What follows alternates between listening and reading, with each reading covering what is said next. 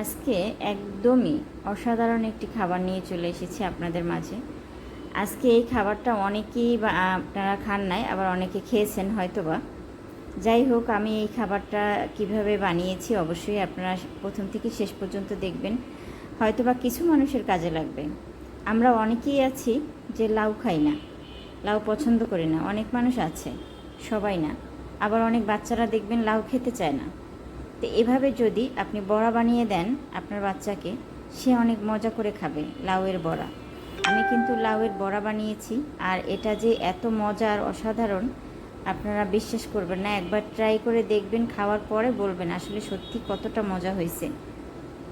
তো আমি যেভাবে বানিয়েছি অবশ্যই একদম প্রথম থেকে শেষ পর্যন্ত দেখলে এইভাবে আপনারা বানিয়ে খেতে পারেন। আমি লাউয়ের বড়া বানাতে আমার যা যা লাগছে, এখানে আমি লাউ নিয়েছি, একদম কুচি করে কেটে নিয়েছি। আপনারা চাইলে এটা আরও কুচি করে নিতে পারেন, তবে আমি এটা হাতে করেছি। এটা আপনারা ইসের সাহায্যে আপনারা কুচি কুচি করে কেটে নিতে পারেন, তাহলে সেটা একটু পাঞ্চি পাঞ্চি হয়ে যায়। এই জন্য আমি হাতের সাহায্যে কুচি কুচি করে কেটে নিয়েছি। এখানে আমি একটা ডিম ব্যবহার করেছি, লবণ দিয়েছি, হলুদ, মরিচ, আদা রসুনের পেস্ট এবং একটা ডিম, আর দিয়েছি আটা 3 চামচ পরিমাণে। এটা দিয়ে এটা মেখে রেখেছিলাম 2 মিনিটের মতো। এরপরে আমি একটা প্যানে তেল দিয়েছি পরিমাণ মতো, দিয়ে আমি এক এক করে সুন্দর করে ভেজে নিচ্ছি। এটা দেওয়ার পরে আপনার জালটা আপনি নিভে জালে রাখবেন, তারপর হালকা হালকা করে উল্টে পাল্টে দেবেন একটু একটু করে, যাতে ভিতরের অংশটা হয়ে যায়। আমরা যেভাবে মেয়ে মানুষ সবাই জানি আসলে রান্নাটা কিভাবে করতে হয়।